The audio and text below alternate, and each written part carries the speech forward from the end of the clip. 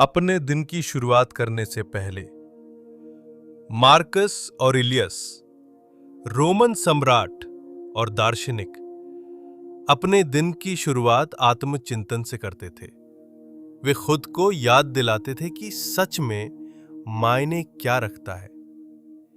ये है उनके मेडिटेशंस के दूसरे अध्याय से कुछ जीवन बदलने वाली बातें।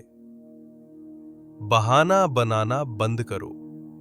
तुमने आत्मिक विकास को पहले ही बहुत टाल दिया है। जीवन छोटा है और ब्रह्मांड अपनी आत्मा और उद्देश्य को समझने का समय अभी है। अगर तुमने इस समय का उपयोग अपने भीतर की बेचैनी को शांत करने में नहीं किया तो ये समय चला जाएगा और तुम भी उसके साथ। हर क्षण को अंतिम क्षण की तरह जियो। हर काम ईमानदारी, नम्रता और न्याय के साथ करो, जैसे कि ये तुम्हारा अंतिम कार्य हो। अहम, लालच और किस्मत से नाराजगी छोड़ दो।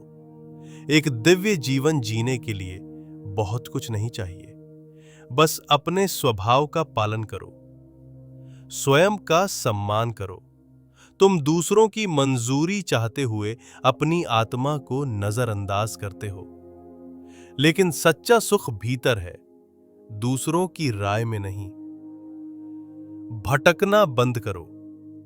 हर नई चीज के पीछे मत भागो। एक ही लक्ष्य रखो, अपनी आत्मा की देखभाल, और अपना संपूर्ण प्रयास उसी में लगाओ। अपनी आत्मा की सुध लो।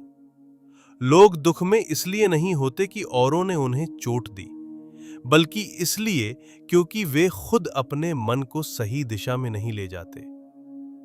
सामंजस्य में जियो। तुम्हारा स्वभाव क्या है? ब्रह्मांड का स्वभाव क्या है? जो भी कहो या करो, बस उसी के अनुसार हो। कोई तुम्हें रोक नहीं सकता। हर पाप समान नहीं होता। जो पाप वासना से होते हैं, वे क्रोध से किए गए पापों से भी अधिक घातक है, क्योंकि सुख के वश में होना कमजोरी की निशानी है। मृत्यु के लिए तैयार रहो। हर कार्य ऐसे करो जैसे आज ही मृत्यु हो सकती है।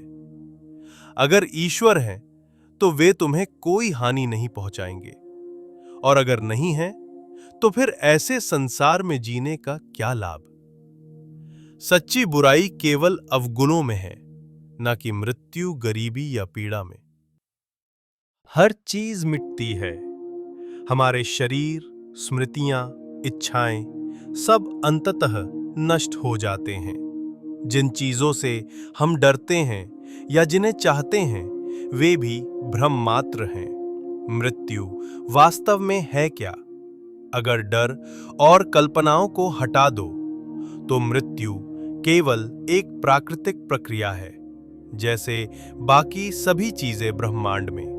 उसे डरना बचपना जैसा है। अपने भीतर के ईश्वर की सेवा करो। तुम्हारा असली कर्तव्य है अपनी आत्मा की रक्षा करना। क्रोध, घमंड, जलन और असंतोष से मुक्त रहना। दूसरों के प्रति दया से पेश आना, क्योंकि वे अज्ञानवश गलतियां करते हैं। समय एक भ्रम है।